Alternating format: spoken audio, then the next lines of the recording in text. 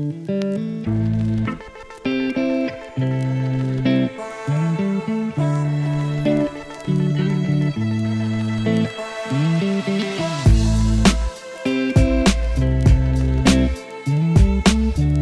my beautiful friends. Welcome to Proper Madness, formerly Beautifully Broken. My name is Sabby, and I give a unique perspective on mental health by providing tools, guidance, and knowledge on how we can better understand ourselves, as well as our past and present experiences, and in doing so, we can help heal our mental health. I get to speak with a variety of individuals from around the world as they share their stories from their journey through their mental wellness so that it helps others stand strong and use their voice. Welcome back, everyone, to Proper Madness. Today I have Shane Feldman Scarr, aka Feld Scarr. He has decided to grace me with his presence on this podcast and talk about some music. So I'll let Shane introduce himself. Hey everyone, I appreciate this opportunity to be talking about mental health and music. Little back part about me. I started really loving music when I was going through some rough patches in middle school and really identified with how music can make you feel and how powerful that is.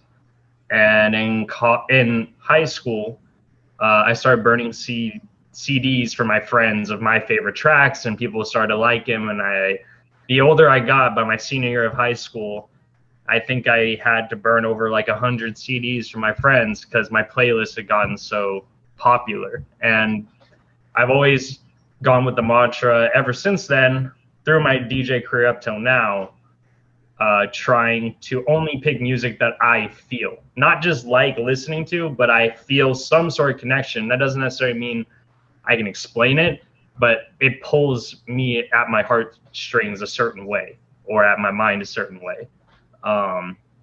So moving forward from that, I went into college, started DJing around a little bit, got some bigger gigs, met this guy named Luis Amaya. We started a little music label called Rem Label for a bit, had some great shows, met some other great people, and did some music videos. And the whole time I didn't do it for like clout or anything. I really did it I really thought I had a message that I think people would be better off if they engage with it. Like, I feel like I have something to bring to the table, not just trying to take away for myself. Because that's what I think is at the heart of music, is giving, not taking. So moving forward from that, a little bit more about my background. I've DJed for some big places. I've opened up for Blaster Jacks at Academy LA. I've released music on iTunes and Spotify. If you look me up on Instagram, I actually have releases on there that you can put in your stories and all that stuff. I'm nowhere near where I want to be, but what really drives me to this day is definitely that feeling and connection I have with music. And when I'm DJing in front of a crowd at one of these bigger shows, and I look up and just see like a whole wave of people just enjoying it and smiling, and I see the bartender twerking on the table or whatever, I'm like, yes, like, good, it's working.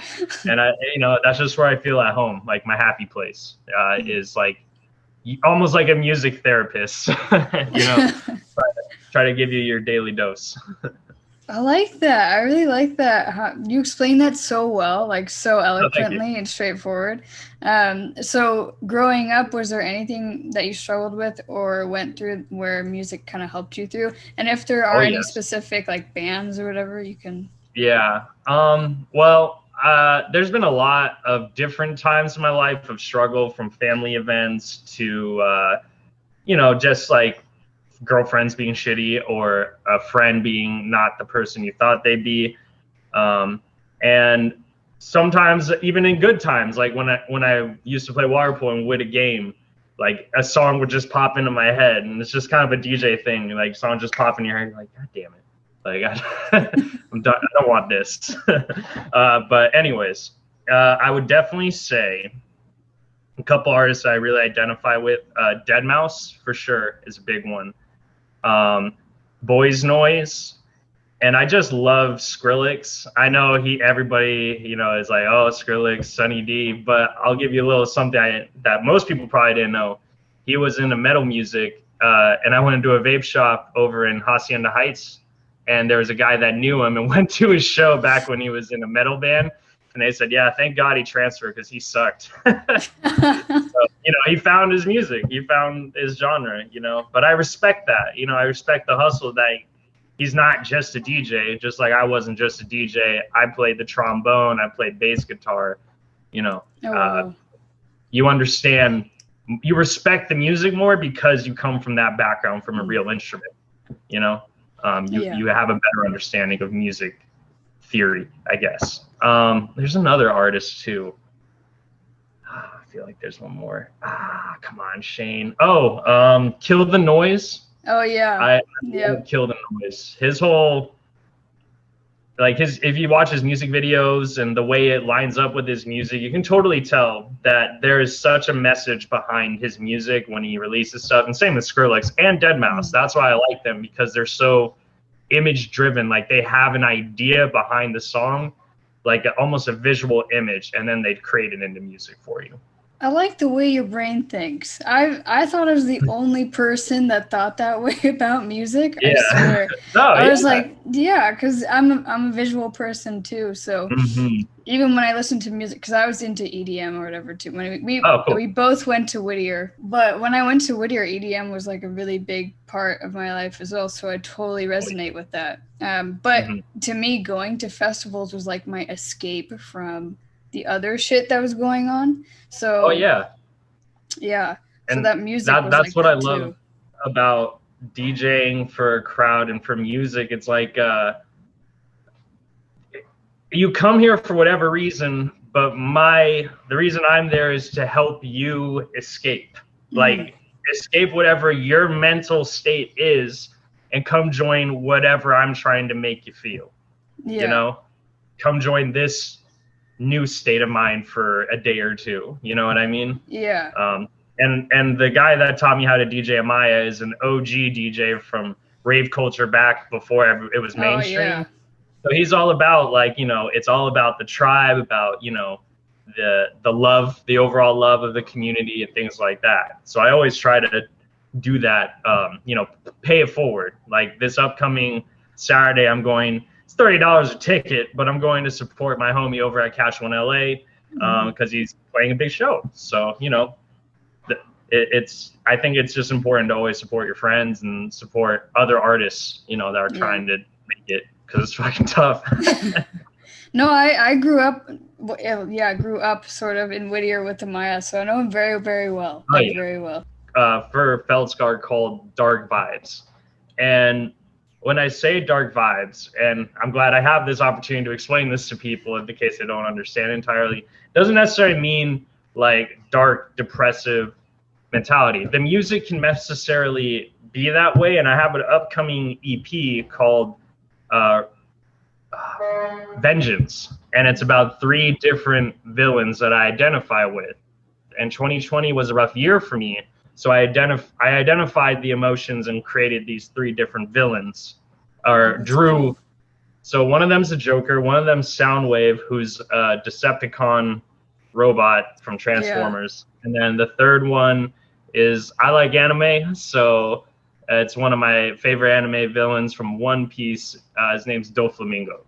So, but I'm trying to, before I get ahead of myself, my point is that even though it's dark music, I used it as a therapeutic way to let out dark emotions and negative emotions in a healthy way. Yeah. And that's why I developed the phrase dark vibes, because it's helping you acknowledge and explore that darker side of you with that in a healthy way, rather than like you just acting out and going crazy. Yeah. Being able to sit and acknowledge that, okay, I have these emotions inside of me, doesn't mean it has to control me though. Yes. That's what that phrase means to me, at least. So you also feel that, like, I think you said this in the beginning, that any sort of music that you listen to sort of helped bring those emotions out of you so you could express them, like you said, in a healthy way. Was there Correct. A moment in your life where that kind of clicked for you, where you're like, whoa, wait a second, this is what I like about it? I don't want to say high school, because I was still trying to figure it out. I knew I liked music, and I knew I had some sort of hunch for it if I had a bunch of people asking for this burned CD from this nobody, but I would probably say that clicked for me, like that full realization, like that enlightenment was probably my junior year of high school, or college, junior year of college. Yeah. Because that's when we started REM. And I think that's when I started to really realize, like, I could actually do something in this music business, this music world. I think I have something to offer, and I understand it enough. Because after that point, I've been studying under Amaya a couple of years. So for sure, I would definitely say junior year of college was when that happened for me. That's really cool. What's the message you want to convey with your music or get out there? This is the new logo that I am working on. Oh, that is really cool. I really like that. Coming soon. I also have hoodies and whatnot that people buy, and you're welcome to have one if you want. Oh, of course. I love anything with like skulls and so that's the new logo, and it looks kind of creepy. It's a melting skull and dark vibes. But again, my message is that I use darker sounding music, darker beats, etc., darker tone to help explore that space, that emotional space, in a healthy way, because I feel like a lot of people try to push that down, and I've been someone that's done it too, push down those emotions, but eventually it'll explode, and in a very bad way, and probably towards people that you care about. So my message is that, identify with music, and don't be afraid to go outside what you only like explore music, because that could also help you explore internally with your mental state and different emotions that you might not even recognize that you have, and it can help you start to identify and help deal with whatever is connected to that. 100%. I had a moment actually today where like a random song came on my Spotify. It's not something I would ever listen to, but all of a sudden I just got really sad. I did cry. I cried in my car. It's like very standard. But it's music. I've cried when I've been making songs. I'm like, that's a sad melody, Shane. Like, what's happening? Whoa, we just went real deep with our emotions. But I totally resonate with that. It does help your emotions come out if they're trapped. And you should explore other sides of music, like your emotion. And that's not to say that if you come to my set, you're going to be leaving depressed. I promise it's party on with Shane's DJing. If Feld Scarr's behind the ones and twos, it's going to be a good time. But you might feel something a little bit. Like take your audience on an emotional journey. Exactly. Take them on a nice emotional journey. Have you ever had that moment? I know I have, where you're like sitting through a set with a DJ. For me, it was Above and Beyond. And it just literally takes you on an emotional journey. Have you ever had a moment like that? Oh, yeah. I would say for me, that was Whittier, when Hard Summer was at Whittier Narrows. And it was the first time Jack U was performing live. And the first night, it was rain. It like started to rain when they started performing. And there was these giant towers everywhere in the crowd that were just black, like just black silhouette towers. And I was like, what the hell are those for? And they're just like, if you don't give a fuck about the rain, make some noise. Skrillex saying that. And I was like, ah. And as soon as it dropped, right when everyone screamed, all those giant towers throughout the crowd just lit up with flames. I was like, oh my God. This is the most epic, it was a Kodak moment in and of itself that I will treasure always, because it's just like you're there with the whole crowd. Everyone's just dancing to the music. There's this madman with a crazy haircut on stage, just telling everyone to scream their head off. It's just, it's the beauty of electronic music. It really just turns everyone into a giant tribe. Oh, it does. And the DJ is the chieftain. And I feel like now that sort of culture is, I don't know, I haven't been to any festivals lately, but I went to Hard Summer. Oh God, the last one that they had, I want to say like 2014. And I remember I remember going, just like things are different. Like the vibe isn't the same. You don't have that collective, hey, everyone just has your back and you're there to experience something together. Sadly, I would agree. And it sucks.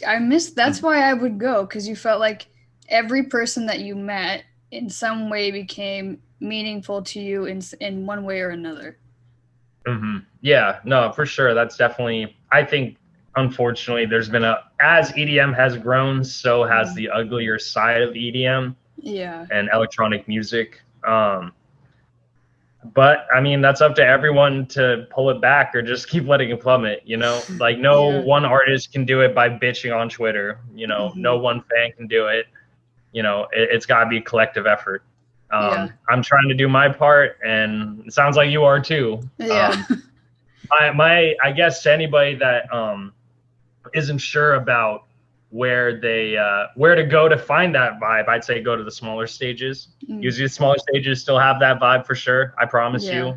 Go to the house stages. The house people are always the nicer ones at a festival. They're usually They the kind of are. ones. Don't go to the excision or rhythm stage. You know No. Oh dear they're a God. bit It's like a too, mosh pit in the center. Oh. yeah, it's a bit Yeah. crazy. But yeah, go to the house stage. I promise they're nice. They have cookies. I listened to one of your lives. I think it was last week. I think it was Oh, last cool. week. I really liked it. I really, really, really liked it. What's the motivation behind like you doing that? Do you always have an idea going into it, or do you just kind Yeah. of wing it? No, yeah, that's the best part. So I do SoundCloud. You know, I do not pre-recorded, but mixes that I post up on SoundCloud. That is like the new mix, Who This, Volume 1, and I have Volume 1 through Volume 5 now. I'll probably come on Volume 6 within the next couple months. But these ones I do specifically because it's funny you mentioned that about Amaya, right? Because it goes back to that original route that Amaya taught me how to DJ, which was to, you know, don't look at the sync, don't press the sync button, listen and feel the music. That's it. Just listen and feel. So that's what I do with those live sets is just me listening, feeling, trying to just show off my talent of like no cue points. I'm just loading the songs, feeling it, and just mixing it together. And it's going back to those original house roots, like you said, you know, bringing back the culture to that, you know, that nice once upon a time, you know, type of mentality. So that's what I try to do by just no cue points, no flashiness. There's just some cool visuals in the background and a guy DJing, you know? I like it. It's because then you're just focused on the music itself instead of everything else. Exactly. You know, and if you ever see me on live, I'm sure many people have seen me play live. I do plenty of goofy poses on stage as it is, you know. So it's good to have the visuals. So I don't, you know, sweating as much during the live streams. Did you ever struggle with any sort of like mental health disorders or like depression or whatever?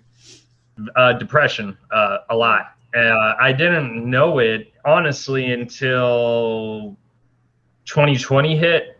2019, I started to have a better idea that maybe I do. But I went a long time being undiagnosed, just thinking there's something wrong with me, or like, you know what I mean? Just saying like, why can't I just be like everyone else? But now I've gotten diagnosed. You know, I have therapy.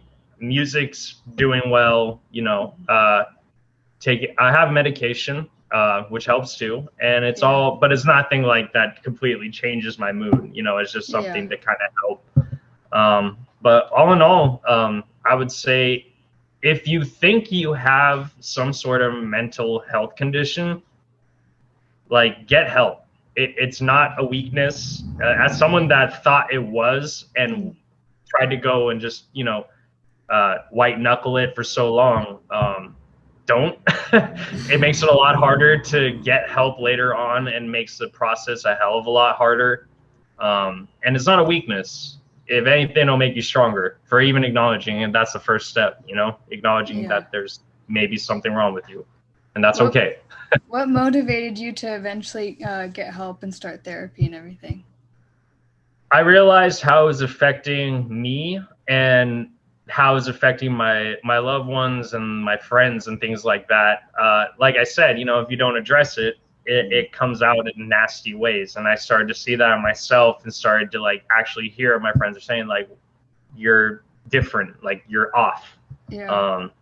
So I guess just like opening my eyes and shutting my mouth, or opening my eyes, opening my ears and shutting my mouth, Yeah. probably really helped. And just getting to a place where you're just so sick and tired of being sick and tired that you're just ready.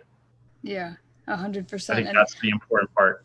yeah, and I feel like being a male too, did you face any of that stigma getting help, or any of those like preconceived ideas that you used to have about it? Not a lot. A lot of it was probably built up in my head. I got a little bit for sure, but it wasn't like, just hate mail on hate mail. Yeah.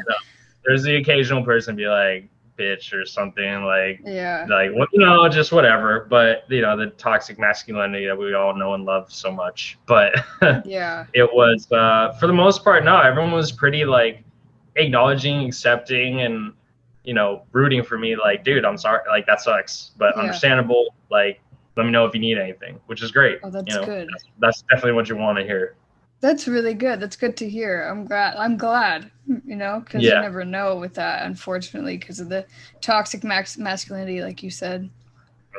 It's sad. Do you feel like there's any sort of stigma that you faced in mental health and in relation to pursuing your dreams too? I know like that can kind of coincide, being a creative, and how that can defeat us. Yeah.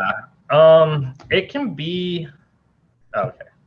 It can be, it's tough because if to put it in, like, if I was an actor, I would be a method actor, right? Meaning I have to get into the role. Just like if I'm making a song, I have to get into the music. So making these darker tracks, sometimes like I have to check myself for sure if I'm like getting too actually emotionally and mentally involved in it. Like it's starting to actually, like, my face starts to get more like and like sad, and I'm like, okay, I need to take a break. Like, Shane, go get some sunshine, or whatever.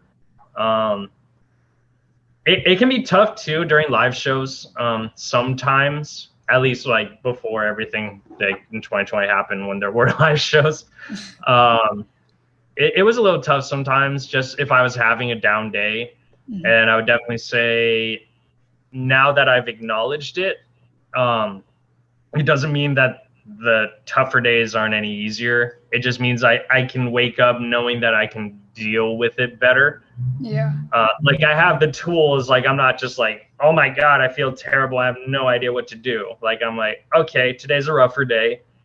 I have this I can do. I have that I can do. I have a checklist of people, places, and things, and other, my music and work and other things and outlets that I can use.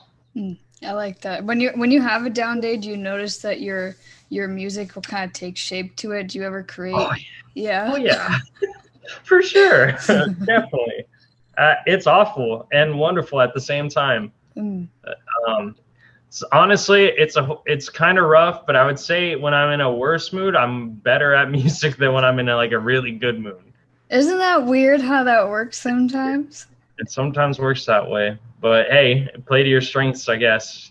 Yeah, I feel like I talked about this in one of my other podcasts, but it's almost like there's an art in the suffering in a weird you gotta way. suffer for your art a little bit, for sure. There's definitely a correlation there. I as someone that's couch surfed a little bit, pursuing my dreams, I can definitely agree with the suffering for your art. How did that affect your mental health? I mean, that could not have been easy. It sucked because I was trying to find people to move into a place, and also DJing live events, and trying to find work at the same time. And oh man, but I still kept doing my music because that's where I always find joy, no matter what situation I'm in. Like, that's the one thing that's always consistent in my life, is my music and my enjoyment of it. Yeah. Like, even if I start off pissed doing music research, I'll end with like, man, I feel good. Like, that was awesome. I found some good music. Can't wait to share it with everybody. I like that. I like that a lot. my last and final question is, if anyone is listening that has resonated with anything that you've said or you've been through, what would you say to them? What would be the advice that you'd give them? Like I said, I've definitely been through the grinder a little bit, and everyone's been through the grinder.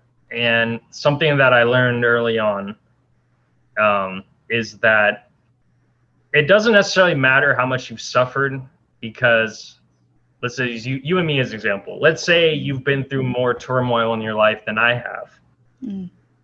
That I don't know what that's like. So whatever turmoil I'm going through is going to feel almost to the exact same level as yours, because I don't know any higher. Yeah.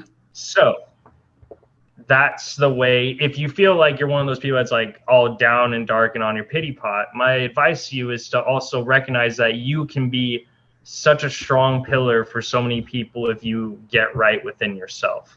And look outside of yourself, because sometimes you can't find the answers within. Sometimes it's by just, fake it till you make it. Try to be a better person. When you go into Starbucks and order a drink, genuinely ask the person or getting your drink order, like, how's your day? And say it with a smile. You never know what one little action can cause, like a whole chain of awesome, positive things to go on. It's okay if you're in a dark place. A lot of people are. I'm still getting out of a couple, myself. But what's important is you put one foot in front of another. And if you can't do that, then crawl. If you can't do that, then think about crawling. It's whatever level you're at, and everyone's at another level. And it's always progress over perfection. And I'm always here. And if you ever need some tunes to help you feel better, you can always check me out online. So you can follow me on Instagram at FELDSCARR, Feld Scarr. Artist name FELD-SCARR, Feld Scarr. My name is Shane Feldman Scarr, and you can follow me on iTunes, Spotify, Instagram, SoundCloud, Facebook, whatever the hell else there is. Twitter, there's another one. But I really appreciate this opportunity, and I hope that I at least touched someone with my words and my rambles. And I hope I maybe found a fan or two. And I really appreciate the opportunity, and I hope I helped somebody today. Thank you so much for listening. And remember, you have to go through the eye of the storm to see the clear horizon ahead. Thanks so much, guys, and I'll see you next week.